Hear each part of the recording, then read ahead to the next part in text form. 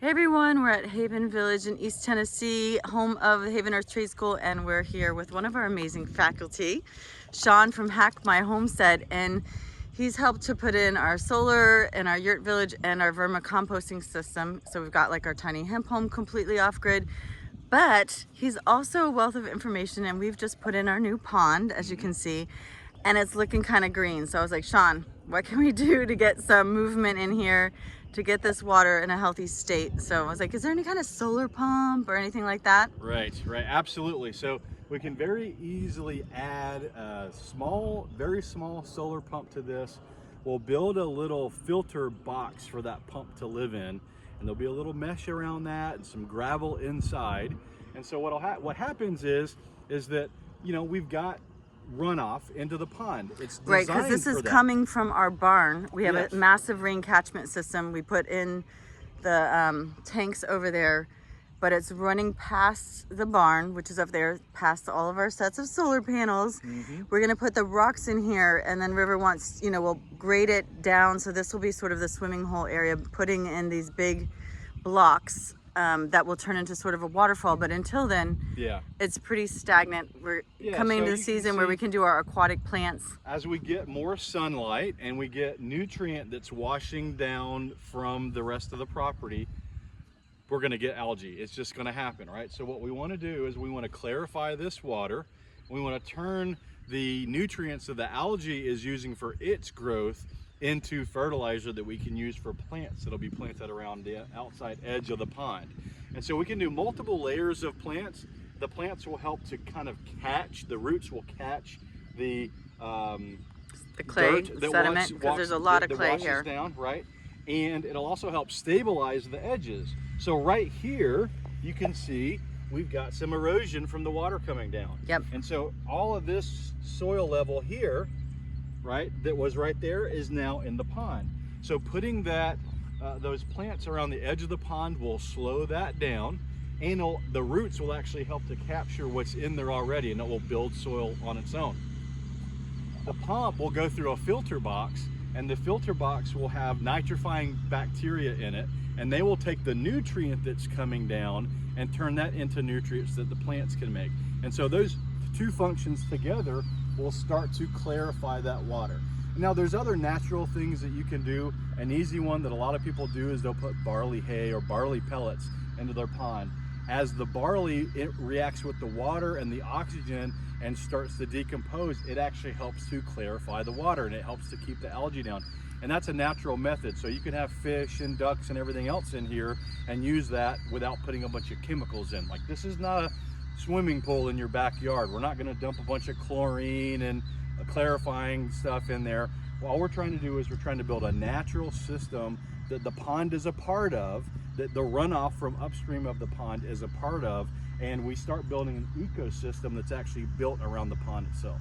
Exactly. And then being able to get it kind of this filtration system. I know we had talked about two sort of temporary, like some kind of solar bubbler or aerator. What's your thing? Yeah, so one of the things that we want is we want to get water moving. Okay, so when the water moves, so right now the place where the water is becoming oxygenated is the top surface level of water. Where the water and the air meet is where the oxygen is getting diffused. And so as we move that water, we create a natural current inside the pond, and that brings lower oxygenated water from the bottom of the pond up to the top, where it interacts with the air. So a lot of people think, oh, if I add an air stone to my pond, the air stone is actually putting oxygen in. And it is, but that's not where the real magic happens. The real magic happens by actually building a current and taking low oxygen water from the bottom and moving it up to the top where it can interact with the air layer. So we're going to install a couple of those, get our aquatic plants ordered, and how long do you think it's going to take for us to transform this baby? So it'll start clearing in a few weeks for sure. Even with the dogs running through the water? Absolutely, because the dogs are now red clay. They don't look like white dogs anymore. That's right. Yeah, they've got a couple holes dug, a couple spots. They're loving it. Absolutely. And so you'll start to see a noticeable difference within a couple of weeks. I would say at about 6 weeks from when you get those systems in, you'll be able to see the bottom of the pond. Amazing. Yeah. Wow. And that's even with, you know, regular rainstorms and regular. Because we are coming into a rainy season in Tennessee. Right. It's gonna be wet for the next 3 months, and but that's part of the process, right? So right now with the sun out, part of the water process, we're losing water to evaporation.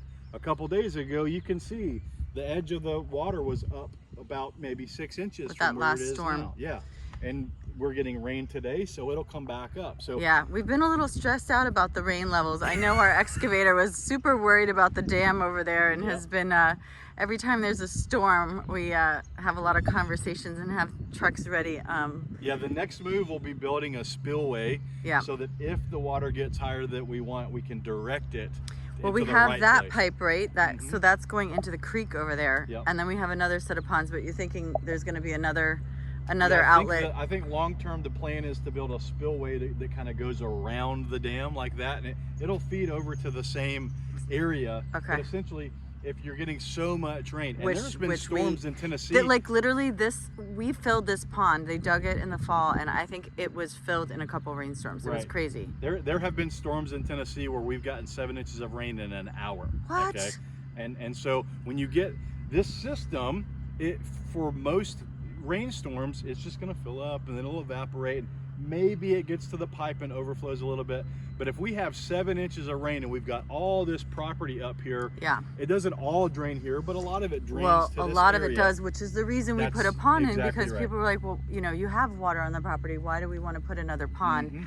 And everyone that we talked to, we had a couple permaculture experts, and even the previous owner, he's like, this spot is where the water gathers. So if you want to capture it, this would be the place to do it. So that was part of our strategy. If we have a 7-inch rainstorm and we've got all 7 inches times all this acreage coming here, a spillway is going to prevent, because the last thing you want is water going over the actual dam, because then it'll start eroding the dam and then you won't have a dam anymore. Right. So you've got your primary exit, which is the pipe, having the spillway, which is spillway, it's going to be a bit wider, but it's not very deep. And again, it's just like that.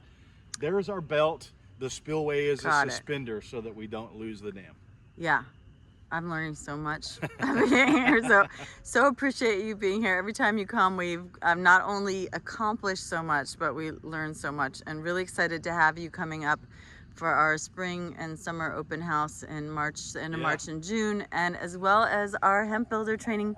Where on the second week you're going to be talking about all off-grid and actually showing these systems in action. So I think a lot of times people want to learn this stuff, but when you can actually do it hands-on and see it right there firsthand, it's an incredible way to learn. You can, and you'll have different questions when you're standing next to it and you're watching it where, oh, okay. And I love how you're always willing to answer every question that comes. Yeah. Shawn loves to teach. So if you're wanting to learn anything off-grid or how to hack your homestead, he's your guy, and you can check him out at hackmyhomestead.com, and he's on Instagram too. Yep.